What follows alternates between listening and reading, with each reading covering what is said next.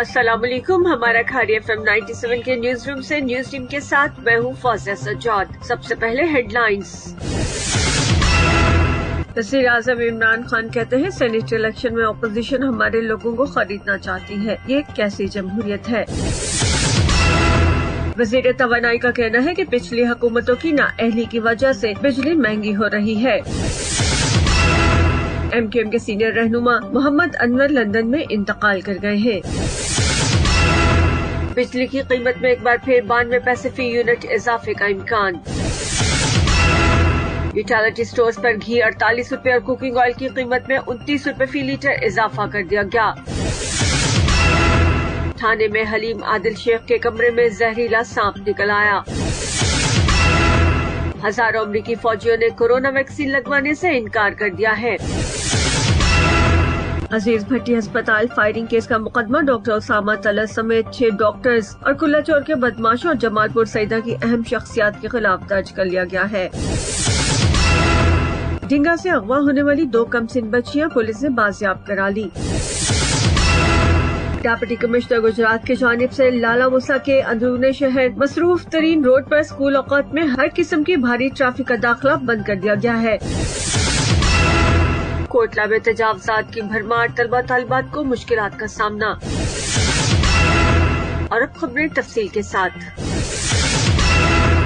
وزیر اعظم عمران خان نے کہا ہے کہ سینیٹ الیکشن میں سیاستدانوں کو خریدنے کے لیے منڈی لگی ہوئی ہے۔ غازی بروتھا میں شجرکاری مہم کی تقریب سے خطاب کرتے ہوئے وزیر اعظم عمران خان نے کہا، درخت مستقبل کے لیے ضروری ہے۔ موسمیاتی اثرات کو کم کرنے کے لیے بلین ٹری منصوبے کو کامیاب کرنا ہوگا۔ بدقسمتی سے ماضی میں ہم نے درخت لگانے پر توجہ نہیں دی اور جنگلات کو بے دردی سے ختم کیا۔ سینیٹ الیکشن کا تماشا دنیا دیکھ رہی ہے، منڈی لگی ہوئی ہے۔ سینیٹر بننے کے لیے سیاستدانوں کو خریدنے کے لیے قیمتیں لگ رہی ہیں۔ 30 سال سے یہی ہو رہا ہے اور سب کو پتا ہے۔ جب ہم کہتے ہیں کہ سیاسی جماعت کا رکن اسمبلی بتائے کسے ووٹ دے رہا ہے تو اپوزیشن جماعتیں کہتی ہیں کہ اوپن نہیں، خفیہ ووٹ دو۔ حالانکہ یہ سب پہلے خود کہتے تھے کہ اوپن بیلٹ ہونا چاہیے، تو پھر ان میں یہ تبدیلی کیسے آئی؟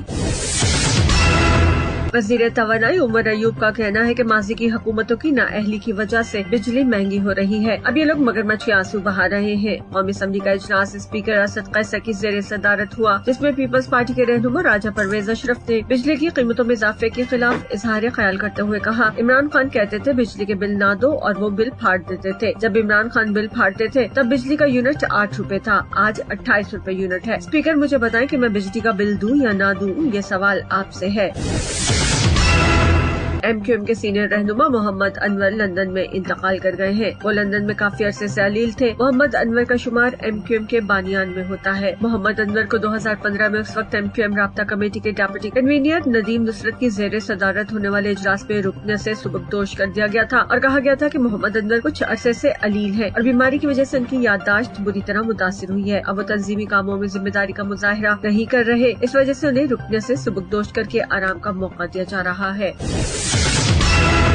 سینٹرل پاور پرچیزنگ ایجنسی نے بجلی کی قیمتوں میں 92 پیسے فی یونٹ اضافے کی درخواست کر دی ہے۔ حکومت نے عوام پر ایک بار پھر بجلی بم گرانے کا فیصلہ کیا ہے اور سینٹرل پاور پرچیزنگ ایجنسی نے نیپرا میں درخواست جمع کروائی ہے، جس کے بعد بجلی کی قیمتوں میں 92 پیسے فی یونٹ اضافے کا امکان ہے۔ CPPA کے مطابق بجلی کی قیمتوں میں اضافہ ماہانہ فیول ایڈجسٹمنٹ کی مد میں کیا جا رہا ہے۔ CPPA نے درخواست کی ہے کہ جنوری میں 7 ارب 72 کروڑ یونٹ بجلی پیدا ہوئی۔ بجلی کی پیداواری لاگت 51 ارب 67 کروڑ رہی۔ بجلی کی پیداوار پر فیول لاگت کا تخمینہ 5 روپے 75 پیسے فی یونٹ لگایا گیا تھا۔ مہنگی ترین بجلی ڈیزل سے پیدا کی گئی۔ فرنس آئل سے 12 روپے 34 پیسے فی یونٹ بجلی پیدا ہوئی۔ LNG سے 8 روپے اور قدرتی گیس سے 7 روپے فی یونٹ بجلی پیدا کی گئی۔ 27 پیسے فی یونٹ بجلی لائن لاسز کی نظر ہو گئی، اس لیے ایک بار پھر بجلی کی قیمت میں اضافے کی درخواست دے دی گئی ہے۔ یوٹیلیٹی سٹورز پر گھی کی قیمت میں 48 روپے فی کلو اور کوکنگ آئل کی قیمت میں 29 روپے فی لیٹر اضافہ ہو گیا ہے۔ یوٹیلیٹی سٹورز پر مختلف برانڈ کے گھی اور آئل کی قیمتوں میں اضافہ کر دیا گیا ہے، جس کے بعد گھی کی قیمت میں 48 روپے فی کلو اور کوکنگ آئل کی قیمت میں 29 روپے فی لیٹر اضافہ کیا گیا ہے۔ قیمتوں میں اضافے کے نتیجے میں 1 لیٹر کے 5 پیکٹس کے پاؤچ میں 44 روپے اور 1 لیٹر کے 12 پیکٹس والے پاؤچ میں 62 روپے تک اضافہ ہو گیا ہے، جبکہ گھی 203 روپے کلو سے بڑھ کر 251 روپے کلو اور آئل 244 روپے سے بڑھ کر 273 روپے فی لیٹر ہو گیا ہے۔ सिंध असम्बली में कायदे हिज़्ब इख्तिलाफ हलीम आदिल शेख के कमरे से जहरीला सांप निकल आया। दौरान हिरासत मुबैना पुलिस गर्दियों पर तर्जुमान हलीम आदिल ने बयान में कहा कि हलीम आदिल शेख को SIU सेंटर सदर में रखा गया है, जहां उनके कमरे में जहरीला सांप निकल आया। सुबह का नाश्ता देने जाने वाले मुलाजिम ने सांप देकर इत्तला दी तो हलीम आदिल ने सांप को मार डाला। उनका कहना था कि हलीम आदिल शेख की जान को खतरा है। इन लोगों ने मुर्तजा भुट्टो को भी मार दिया। हलीम आदिल शेख की फैमिली, वुज़रा और MNA और MPS को भी मिलने नहीं दिया जा रहा। और अब 97 इंटरनेशनल।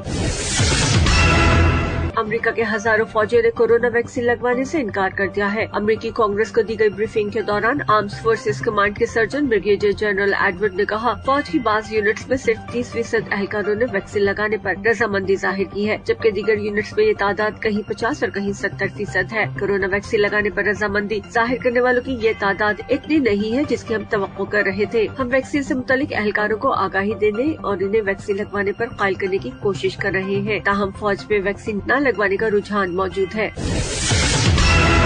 और अब कुछ मकामी खबरें। अजीज भट्टी अस्पताल फायरिंग केस का मुकदमा डॉक्टर उसामा तलत समेत 6 डॉक्टर्स, गांव कुलाचौर के बदमाशों और जमालपुर सईदा की अहम शख्सियत के खिलाफ दहशतगर्दी और इक़दाम कत्ल समेत 12 दफात के तहत थाना सिविल लाइन में दर्ज कर लिया गया है। DSP सिटी रजा हसनैन अवान आला पुलिस इंक्वायरी में बेगुनाह साबित हो गए हैं। अस्पताल फायरिंग वाक़े से DSP सिटी का कोई ताल्लुक या वास्ता साबित नहीं हो सका। अस्पताल इमरजेंसी सर्विस भी खोल दी गई है।